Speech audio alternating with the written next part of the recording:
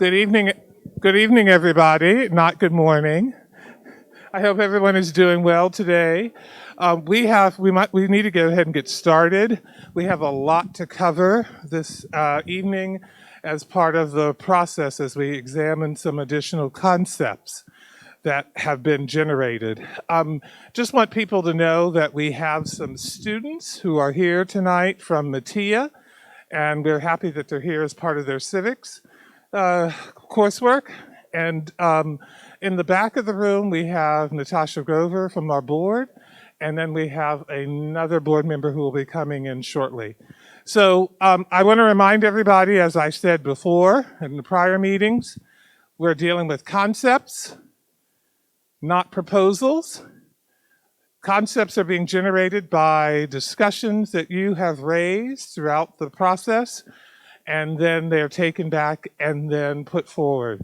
And so tonight we will continue that process of looking at concepts and understanding what makes them work or maybe what doesn't make them work. And another board member has just come in, Justin Carabas, which is good.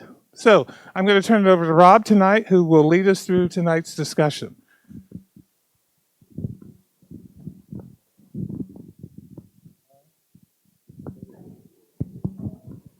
All right, good evening. As Dr. Talley said, there's a lot that we're going to talk about this evening. I'm going to take us through some of the things that kind of right set us with what we're going to be talking about this evening. So get your cell phones out, please. We're going to have some questions at the end, and some of these are going to be very poignant in what we're asking and what we want to get from you. So it's 2 2s, 3 3s, probably it's defaulted already on your phone. And go ahead and type in the RSP meeting, and you should be in.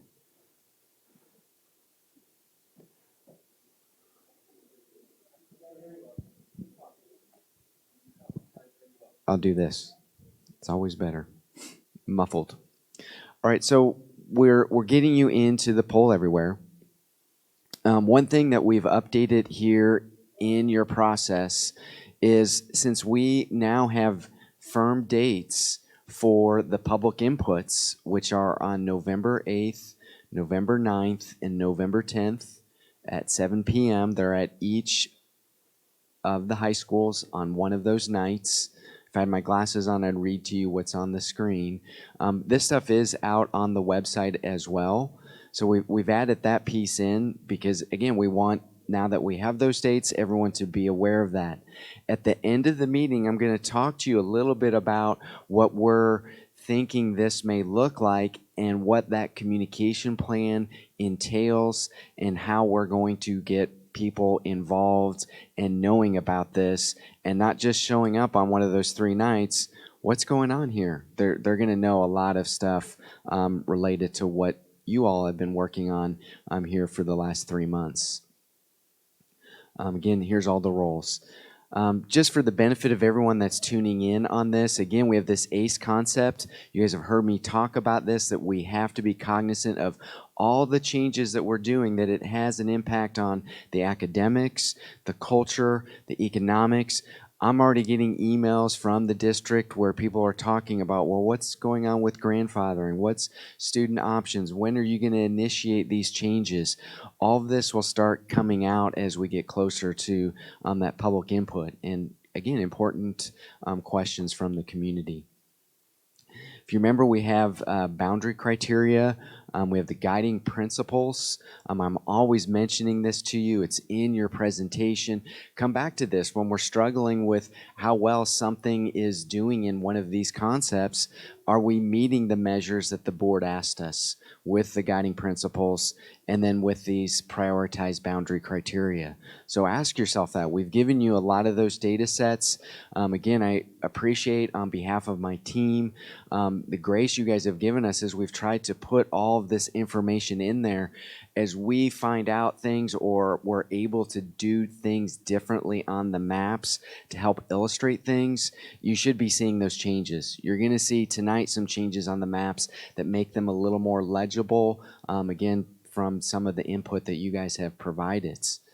Again, we have these boundary criteria. Important for us to always be baselining that. You guys have been good with ground rules. Consensus will be more important when we get to the next meeting as we start to talk about what will this look like when we take whatever it is we're taking to the public for their ability to provide feedback. Again, in the presentation, all of this information about what's happening with the live birth data, the enrollment, where we're seeing changes, where the heat density of students are. Keep putting this stuff in there just because you may want to go back to that when we're looking at some of these places that are changing. Are we taking into account some of the things that you may know or that we may know from our conversations with each of the cities and villages? So as we move into the rest of the presentation, we're always trying to give you what you responded to. So there's the parking lot questions, there's review of each of the meetings. You guys asked about the history of boundary changes, what's been happening. We do a recap of each of the meetings, what's happening with the poll everywhere. Again, with meeting 4, so we're in meeting 5 right now. We gave you 2 concepts last time, and one of them was reducing the inventory or repurposing the inventory by 1 building. Another was by 2 buildings. Different ways in which we were looking at what that may mean for what the boundaries could look like. And I want to say this because I think this is important if I was not clear at our last meeting. When we're looking at taking a building offline, repurposing it for something, this is really for illustrative purposes. So we all know that we have, when I say we as a committee, we know we have more buildings on the south side than we have enrollment. In fact, we have more available capacity the way we've defined capacity than what we have students in the entire district. And so the exploration of concept 1 and concept 2 was if we have that much available capacity, how can we look at making the capacity come more in line with what your enrollment is? So that was concept 1 and concept 2. Out of that conversation we had, input from administration and the board, concept 3 that we're going to talk about tonight goes in a very different direction, and that's the one where I'm going to spend time before we break you out into the big activity. Again, you can see where you were at with the poll everywhere. I think we only had 1 or 2 people that left before we finished all of our poll questions, but this just kind of gives you a flavor. Again, doesn't lock us into here's the way this should be as we move through this process. All right, as we get into the bulk of what we're going to do tonight, you're going to see in your packet the existing projections with the existing attendance area, all of the things related on the left-hand side with the colors for each building, what feeder they're in. And then as you move to the right, if it's orange, it's over the capacity. Gray, it's under a capacity. I believe it's 75%. Do that for each of the levels. We give you the breakdown for the existing housing type by level. So in this case, it's elementary. So we can see single family attached, single family detached, apartments. This is existing inventory. The ethnicity and some of the programming. So if you are interested in the socioeconomics, that bottom table, IEP is individual education plan, so more of our special education programming. ELL, the middle column, is English language learners. The FRL is free and reduced lunch. You can see what that breakdown is for, in this case, we're looking at the high school. Can we show you all of this stuff in there? And this is just the baseline so you know what it is with the current situation. So our activity that we're going to jump into is the same that we did at our meeting 2 weeks ago. We're going to have these 3 tables on my right-hand side.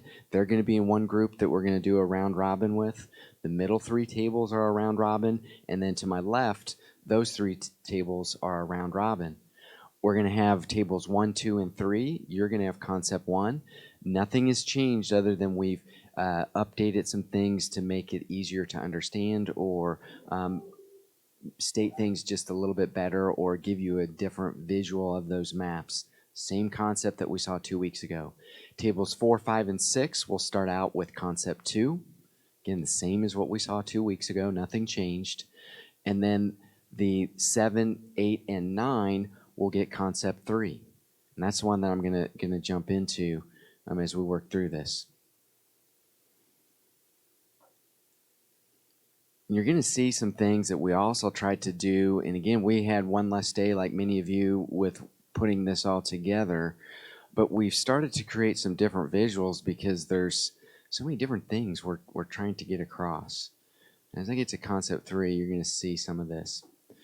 So the big thing in concept 3, it was, if you remember, we ended meeting 2 with this idea that we could change what capacity means.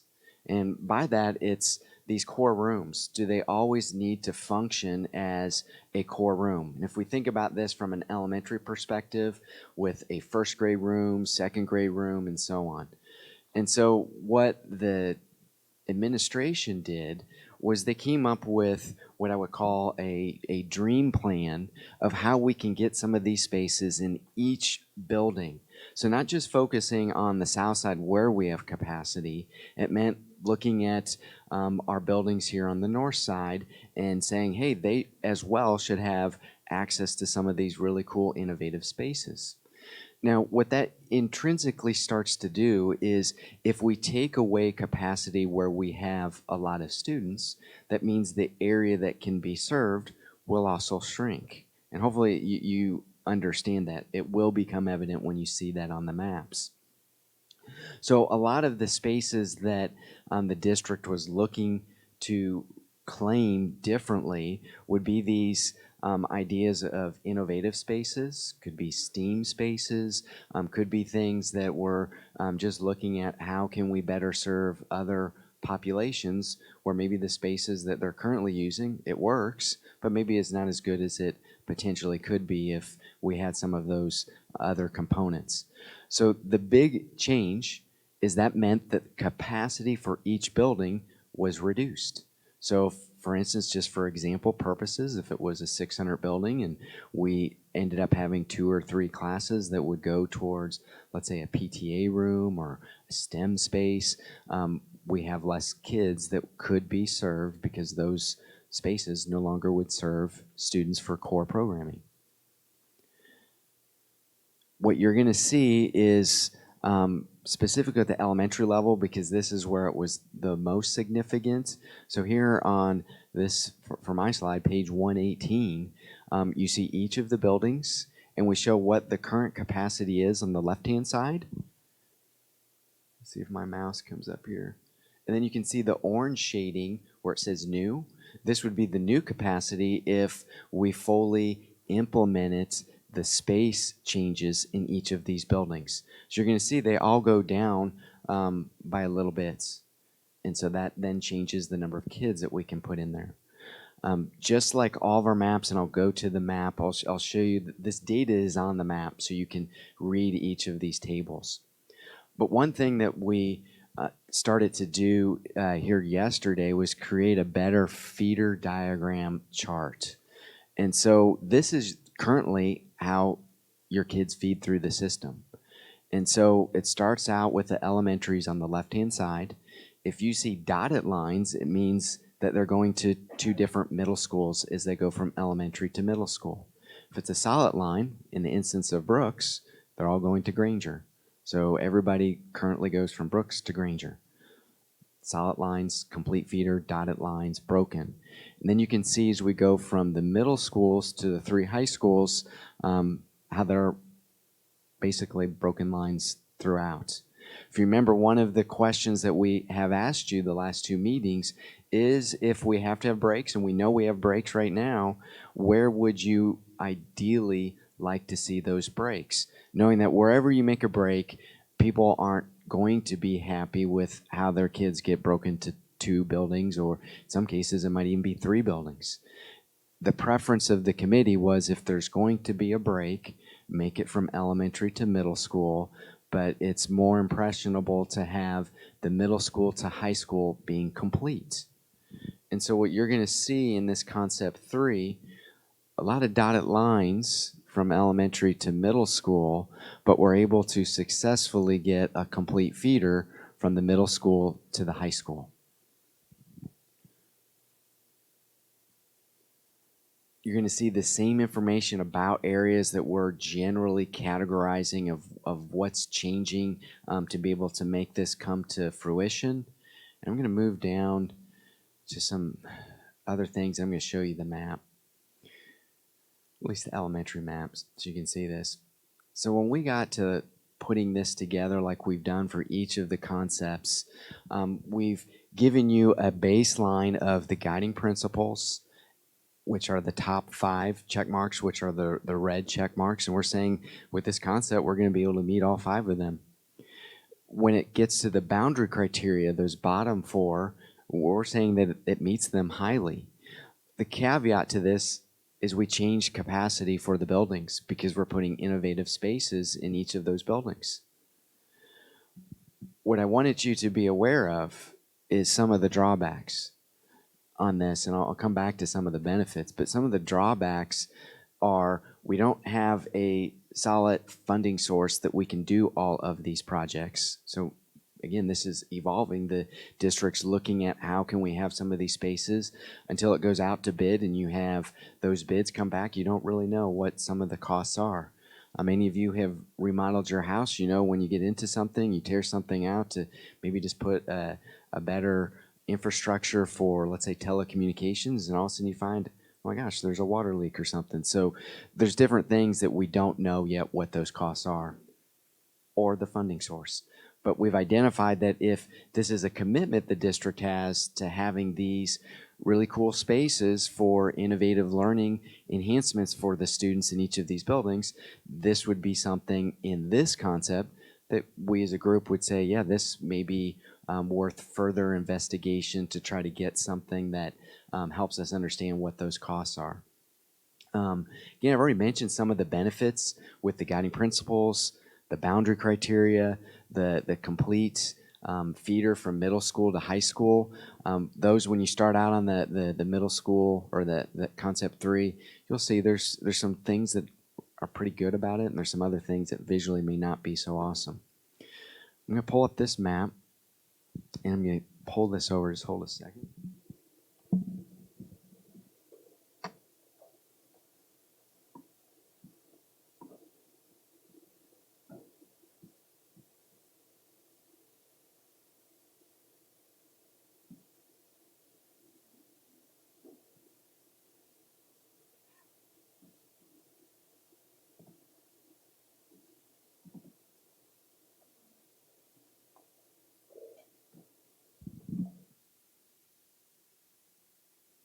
Once I get my mouse back over here, I'm just going to duplicate my screen. Easier on Adobe to do that. All right, so just like all of the concepts that we've shown you to this point, you're going to have the visual of the map on the left-hand side, and on the right-hand side, you're going to have things that relate to the projections, that relate to the housing, the ethnicity, the developments. I'm going to zoom in a little bit to the map.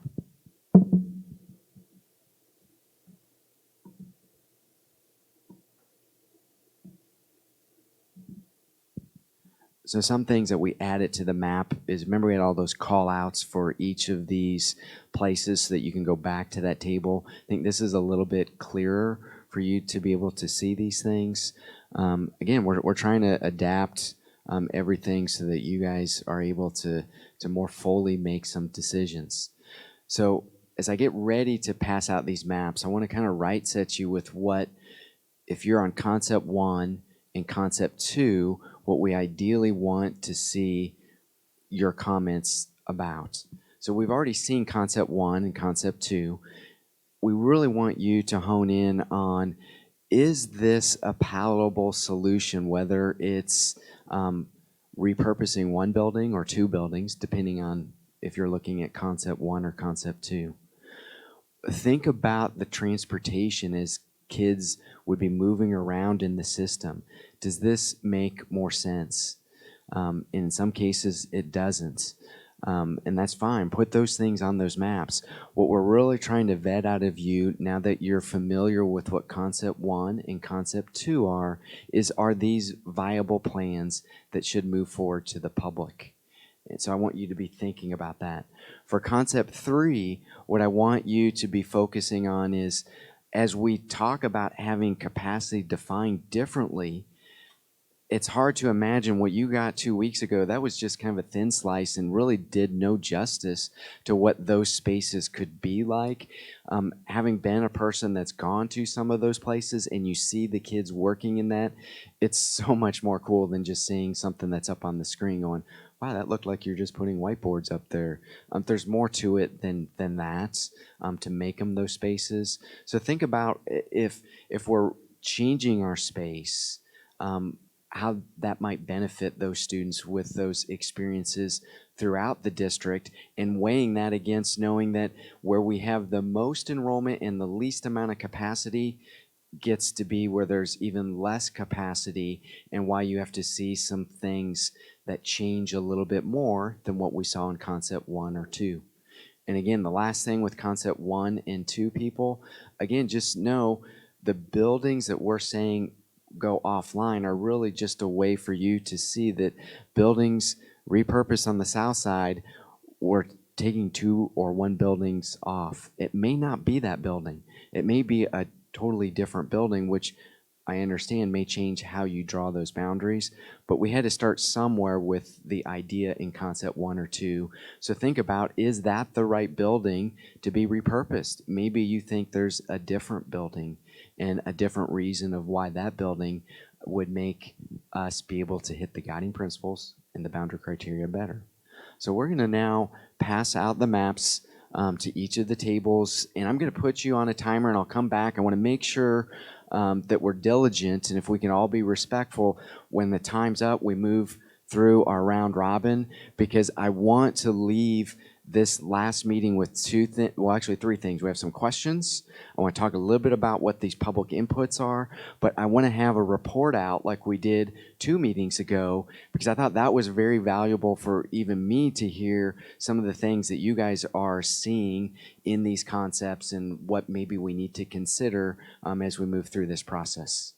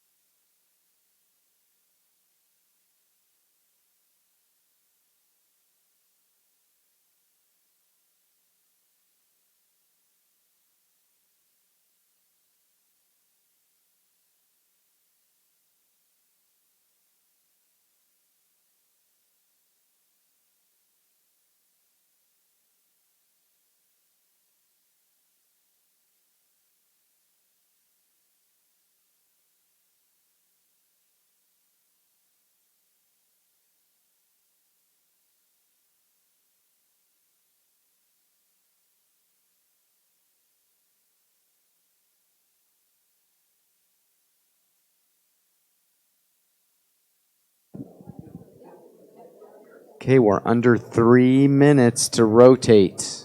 3 minutes and we rotate.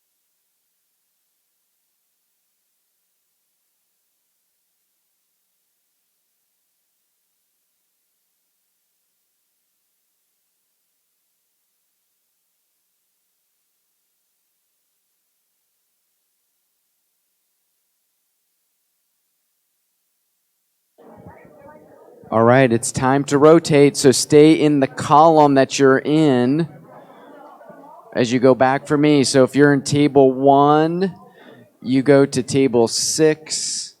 6 goes to 9, and 9 goes to 1. So 2 goes to 7, 7 goes to 10, 10 comes to 2. 3 goes to 4, 4 goes to 9, and then 9 comes to 3.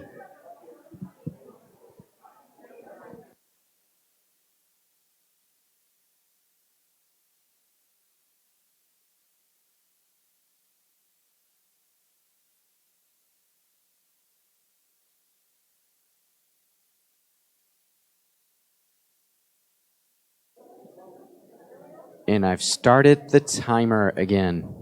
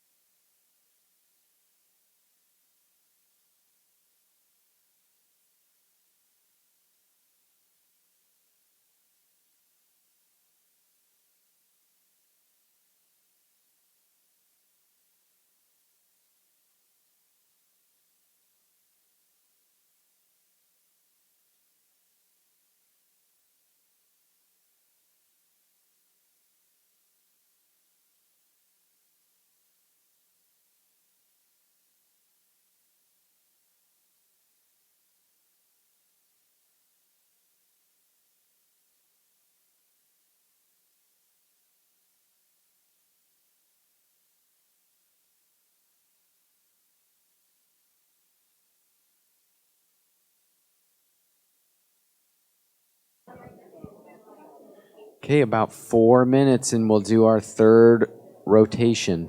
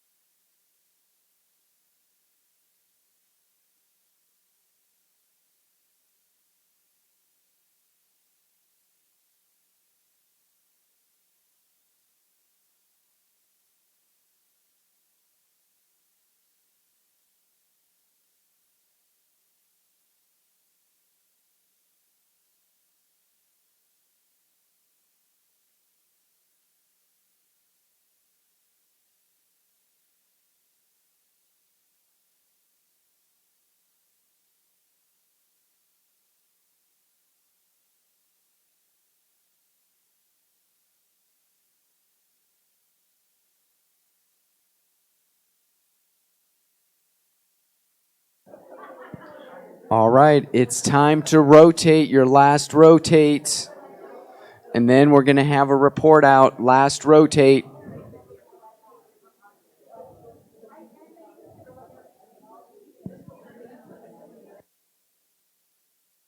And I know if you're in concept 1 or 2, you're going to probably be done faster, but I want to make sure the people that are seeing concept 3 for the first time, they can have as much time as you all had in the first 2 round robins. So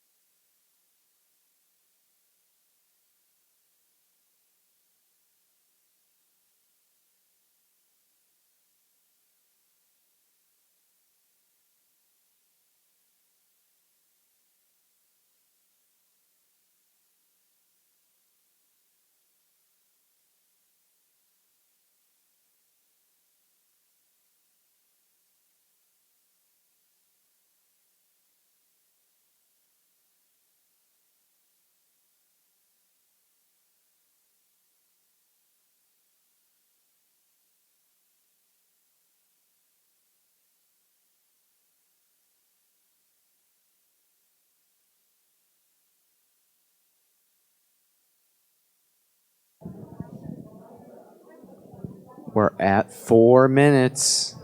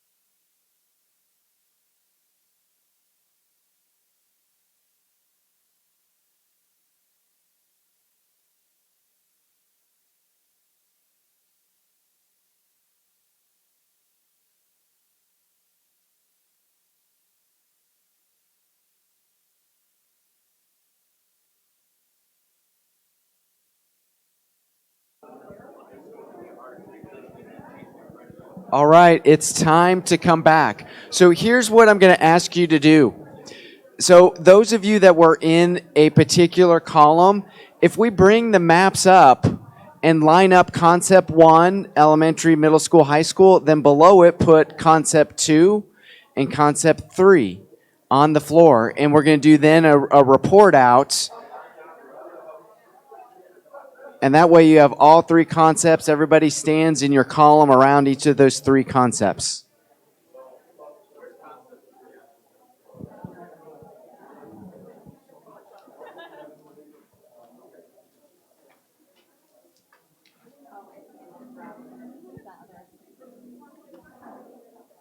Bring those up here. Correct.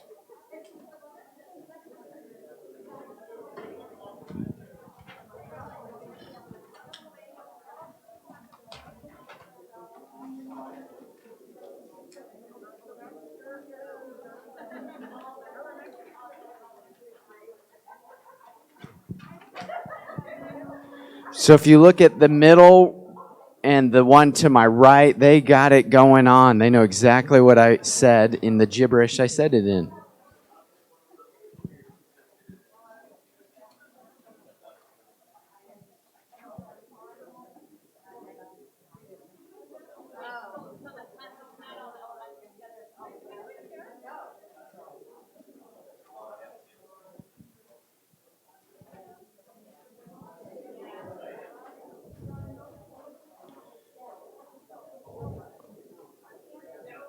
All right, I'm going to let you take like about 5 minutes. I just want you to absorb this. This is a different way of looking at it, right? We've had it isolated by concept. Now, as you look at each of these concepts, they're very different, right? One, we are repurposing one elementary building, another two elementary buildings. Concept 3, we're reimagining what space could look like, which reduces capacity at the elementaries. So let's take 5 minutes, absorb this in, and then we're going to do a report out.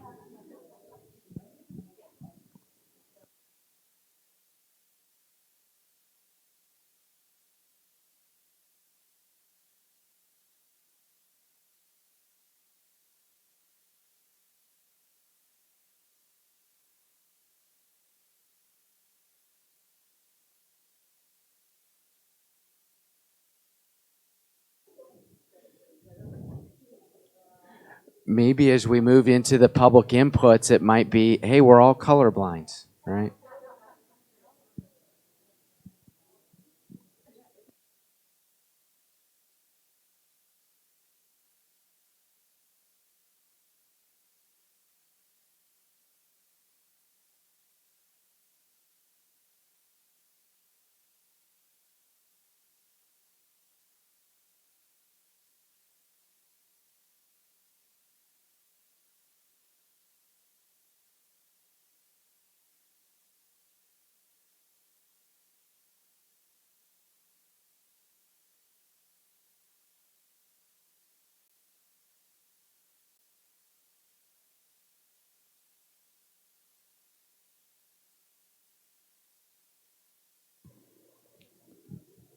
Okay, what I'm going to do, I'm going to start here with on my left.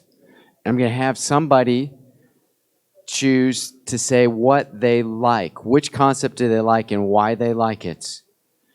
One person, then we're going to rotate over. One person. We'll keep coming back and forth. That way we don't have one particular group that monopolizes what the conversation is. And I want to do this for at least the next 10 minutes. And what I want you to, when you're saying, I like this, and maybe you focus on the high school. This is the high school that is the best. Or I would like this one if this or this was done to it. Something of that nature that we can try to understand where you're coming from as it relates to what's good or bad. But we're trying to focus on the good. So who's my volunteer here?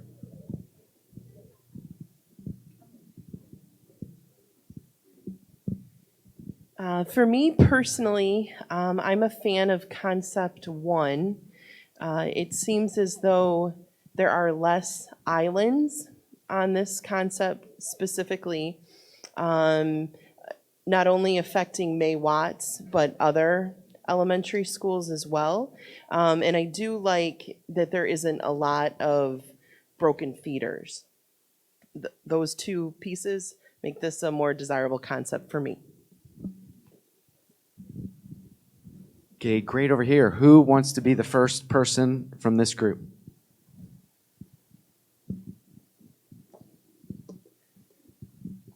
I think for me personally, I do like concept 1 as well because, you know, it's cleaner even when you look at it from a distance. You know, the elementary schools are stacked well. They feed into middle schools. And when you look at the capacity limits in the elementary school, we only found like 3 schools, my partners can help me, that were, under capacity, because in the other models, the other concepts, it seems like there were more elementary schools that were significantly under capacity. So for me, I like concept 1, and I do think the only piece with concept 1 does not make me feel comfortable is the overcrowding at Waubonsie, which does not seem to make sense. If we can move some of those students there, I think that would help.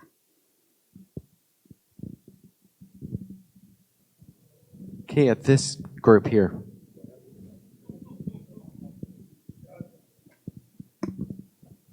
For me personally, I think elementary school concept 3. It's eliminating a lot of the islands in the north. A lot of the capacity problems are solved. We're not taking any schools offline, which I think is desirable for those neighborhoods. And the whole thing about broken feeders, I think it's not as much of an issue in elementary school. A child moving from elementary to middle school is a big move regardless, right? They're not going to feel that effect as much as going from middle to high school. So for me, it's concept 3. Okay, Dave, pull it over to that other group there. So one of the themes that we liked in Concept 3 was that it, specifically in the elementary schools, that everyone was getting an addition. They were getting a new type of classroom or space to use. So it wasn't just shuffling kids around and keeping neighborhoods intact. There's an additive across the whole district, which we thought was valuable. Okay, here in the middle, who wants to talk? I think building on that same positive where I guess more people within the district, more kids are going to have an enhanced experience potentially with the usage of the capacity in kind of innovative ways. You also create future flexibility should some of the demographics change over time. You could always repurpose back to more standard type of classroom learning in those spaces that are being repurposed over time. Anybody in this group want to talk again? Or?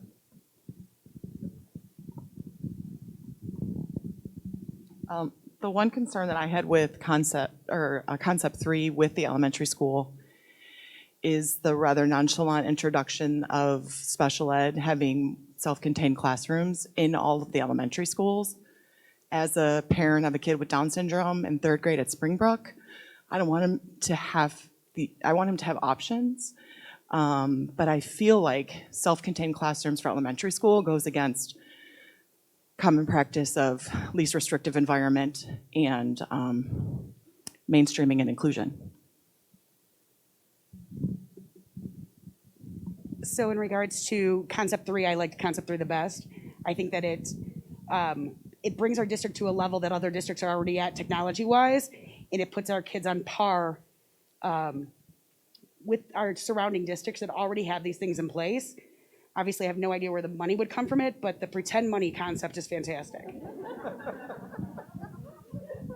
Anybody else in the middle group here?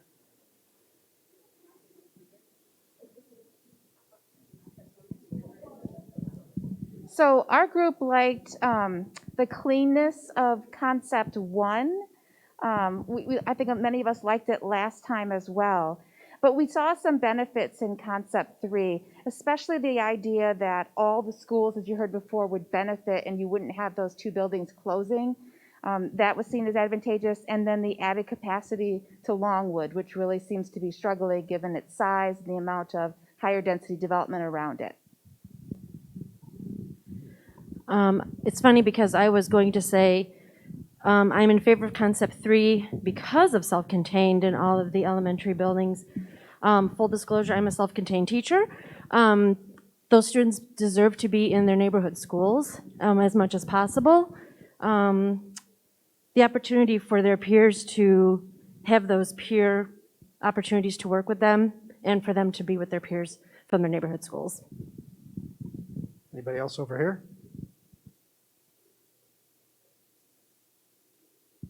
Got one. I think one of the other benefits of concept 3 that we noticed was the balanced demographics. Not that the others didn't have some balance, but we felt that that was particularly a great feature of concept 3 and is beneficial to all.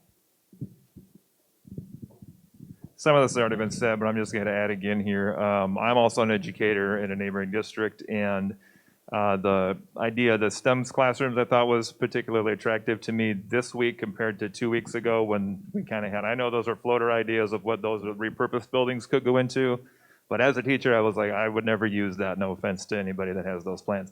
Not to say that they're finalized, because I'm sure they'd be much better that way. But anyway, and then also I also like the self-contained classroom for the special ed because I thought that would be just an added option for each of those schools as well. And I also like, again, that it keeps all the schools online and it keeps those neighborhoods a little more together, I think. Over here, anyone else?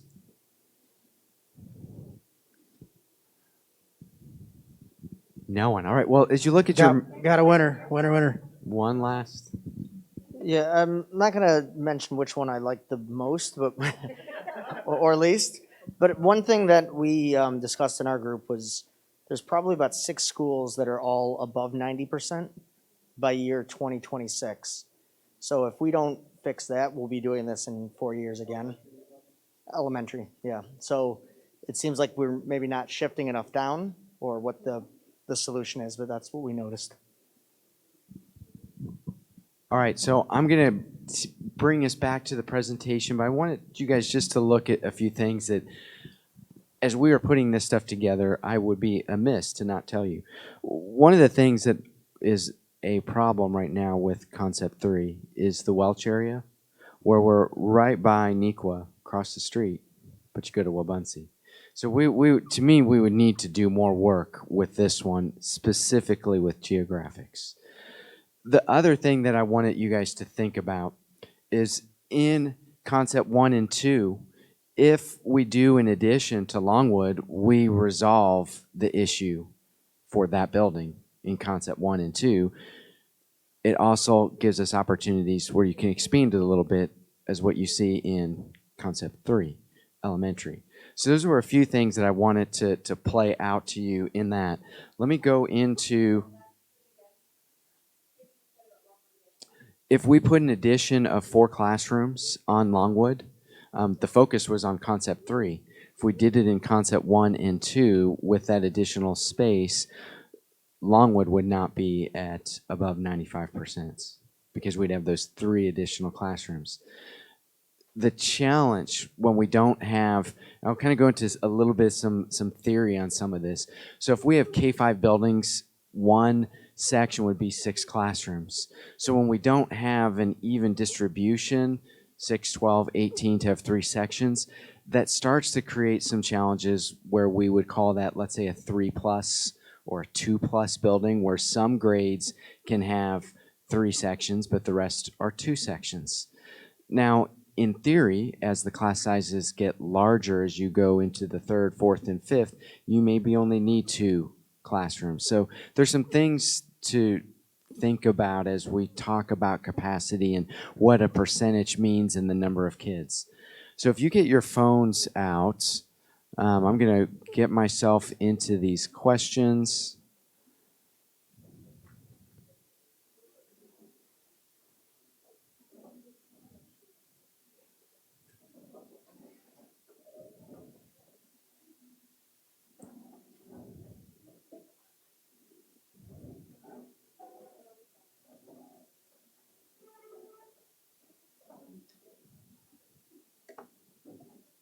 Give me a second, I get my Wi-Fi up.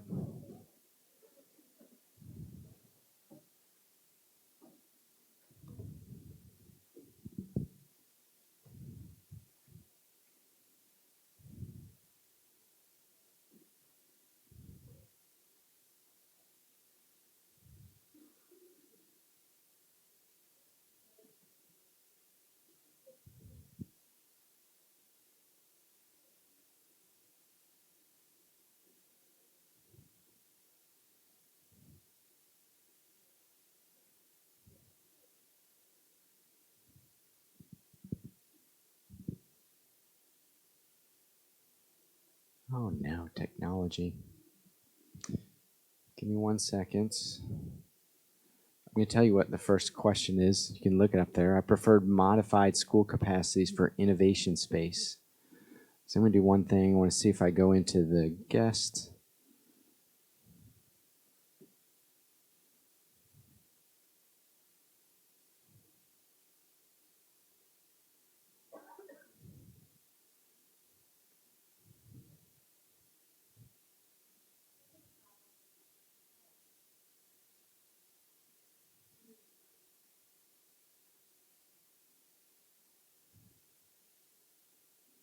All right. What has anyone seen something on their cell phones? Now it should be. All right. So here we go. I preferred modified school capacity for innovation spaces over options which repurpose schools.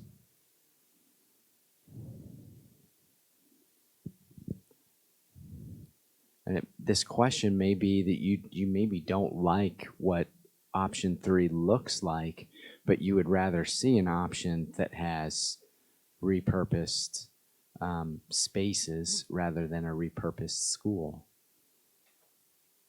And if you already answered and what I just said influences you to go one way or the other, you can hit it again. And I'll do a countdown of 5, 4, 3, 2, 1. So majority like that idea. All right, so we've been talking a little bit in circles, and I haven't specifically pulled out some of these other buildings. And so the Wheatland Academy has been one that we've heard in passing at tables, heard it from administration. So I said, hey, let's just ask this question. And then as you're answering this, like relocating the programs at Wheatland Academy and repurposing that facility, who knows or doesn't know anything about Wheatland Academy?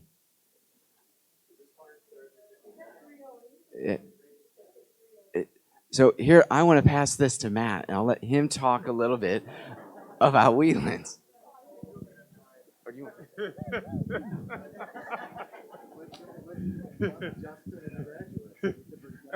Wheatland Academy is an alternative high school that we have for students who need a little different attention to finish and graduate.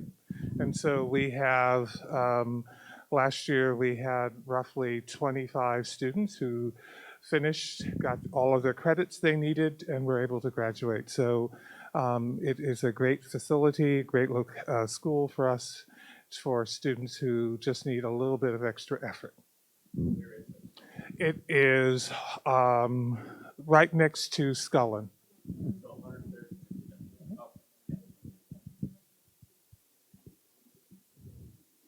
And so the question before you is there another place where those kids can go? That's always what I hear in every district, that we have some of these spaces someplace else. That leads to, do we need this facility? Can that program be someplace else?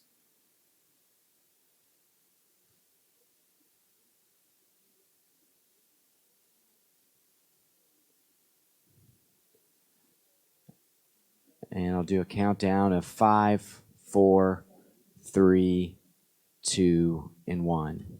So generally, maybe it could be relocated. All right, I support Indian Plains being repurposed. Next question. Indian Plains. Who knows about Indian Plains? Or does not, I should say. Who does not know? Raise your hand. All right, so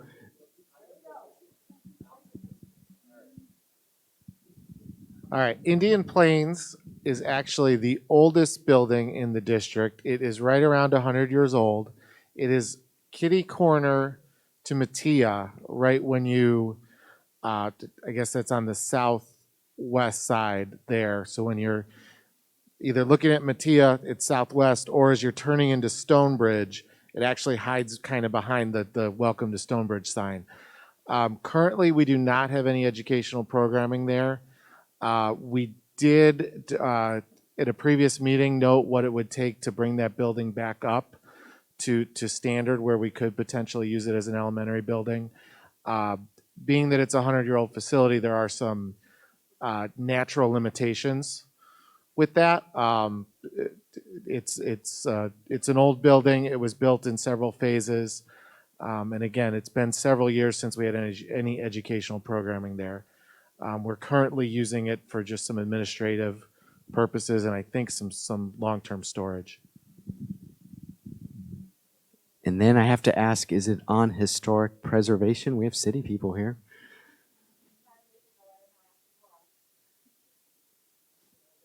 Trevor? Negative. All right, I'll do a countdown of 5, 4, 3, 2, 1.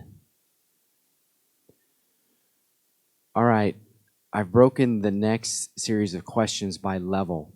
So the concept that best serves elementary students and staff is factoring in the guiding principles, the boundary criteria. What we've been discussing as you get into things about transportation. Where do you sit? This doesn't mean this is final. Just I want to gauge where we're at.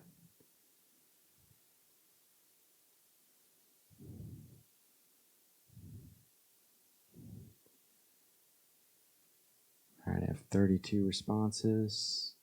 Do a countdown of 5, 4, 3, 2, and 1. So the majority is concept 3. The concept that I least support for elementary students is, that would have been my assumption from how you answered, but sometimes you ask these questions and it goes a different way.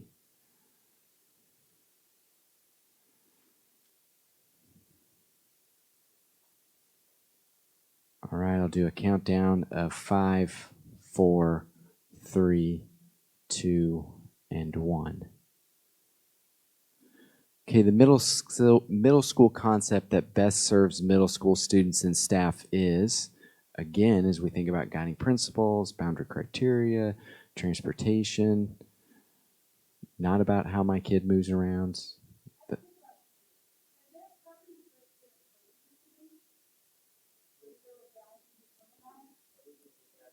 Are we back to Indian? There's probably an assessed value. Yeah, let's parking lot that one. That way we can do some research.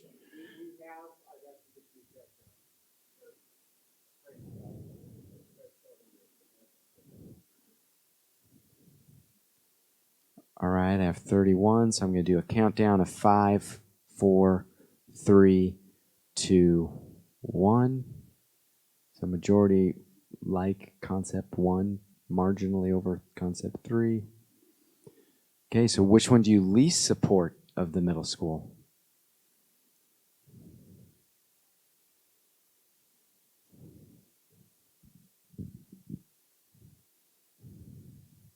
Just think about this. We're looking at concepts.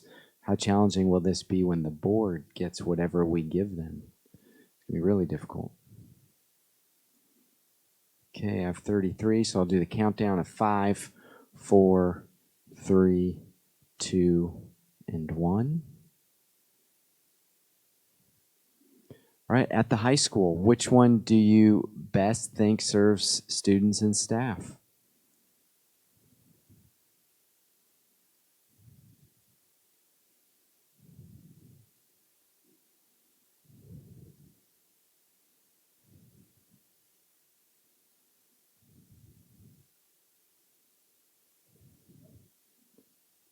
Dead heat. All right, we have 34, so I'll do a countdown of 5, 4, 3, 2, 1. So concept 1 takes it. Okay, which one do you least support?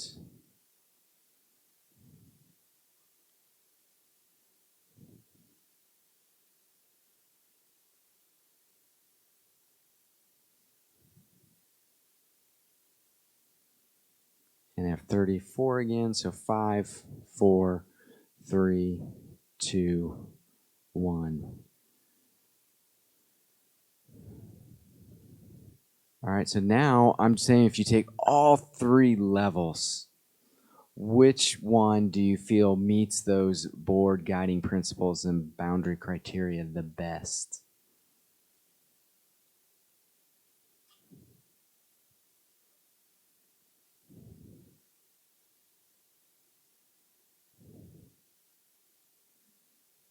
And I have 31, so I'll do a countdown of 5, 4, 3, 2, 1. Definite majority on overall concept 3. All right. I didn't ask this question, but I wanted to kind of get a sense. Concept 2, the way you vote it at the elementary, middle school, and high school level would indicate to me that it's not anything that really this group says they like. So the next question that I have is, well, what would have to change for that to move forward? And your response probably be, well, make it more like concept 1 or concept 3, right? So let me think this through, but I want to see a show of hands just so I can gauge where you may be at. Who would be in support of concept 2 being something that we move offline and focus more on concept 1 and 3? So raise your hands. You say move concept 2 off. There's too much about it that just doesn't work. All right, that's definitely a super majority. All right, I want to take a little bit of the last couple minutes to talk to you about, hey, first, our next meeting, September 22nd. We're going to give you even more stuff with 1 and 3. And I'm going to work a little bit more with 3 on what I mentioned.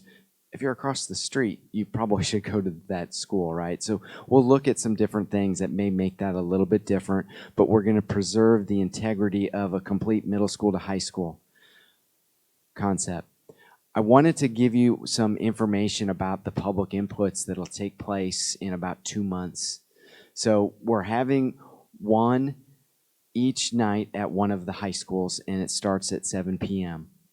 And the expectation is that you as committee members, ideally you come to all 3 of the meetings, but your schedule may not allow. And so when we get closer to this, we'll have a sign-up sheet so we can know who potentially will come. The goal of the meeting is that you're going to be able to hear what's going on from the public perspective. And what you got to know what's going to be different than probably anything you've ever experienced. Right now, we've been trying to figure out what is it we're trying to do, right? These are concepts. When we move this to November, there's not like, hey, we're doing this in the middle school, let us do our work. We want everyone to see what our work is. We want them to know about this. And so the way the meeting, if you're physically there, would take place, the superintendent and or board of education president would have an introduction. They would turn it over to the RSP team, and we'd talk about how we got to where we are, what's being presented tonight. There would then be a breakout, kind of almost similar to what you have with your tables, where people can see the options, if we call them options at that point. And then after there's conversation there, we'd bring them back into the main setting and we'd open up for some questions. And much like your board meetings, we'd have a time limit of like, hey, let's say there's 45 minutes for questions when we all come back together. And we try to answer them between my team, administration, and that way when people leave, they're going to know mostly questions have been answered. We're also working on video recording it.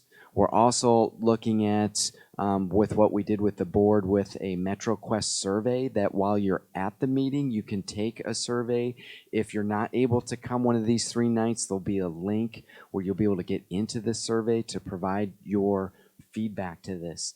Again, when we shift to that, it literally is, we have to hear what people are thinking, but we have to give the messaging of why something evolved the way it did from the start back when the board set the guiding principles and the boundary criteria. Again, it's a very different experience because we're not trying to hide anything. We really want the input because this is everybody's community, right? Your kids are going to these buildings. We're talking about all of these changes. This is why as we keep moving through each of these meetings, we try to add a little bit more to it with information or what your feedback is. So when it does go to the public, we have something that makes sense and we can answer to it. Last question, then I want to turn it over. He's like, no, it's good. So just answer this last question about your perceptions. Remember when people give you feedback to take that in stride because you may hear loudly from the people that aren't happy from something about something. I'm just saying that as a longtime board member, kind of used to. But gauge how many people are there, gauge who you hear back from directly, and then let that be part of your decision-making process that you bring back to the group, because that's the most important thing. And we've all seen that during the pandemic, for example. You know, you hear louder from some people and other people, and so also keep that in mind when you hear feedback. I just wanted to throw that out there. Thanks. One more input.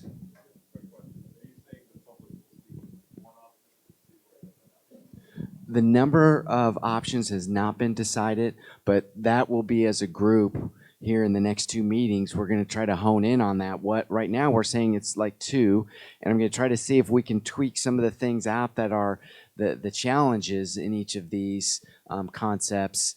And yeah, they're going to see it all. They're going to see all the data, everything that goes into what this is.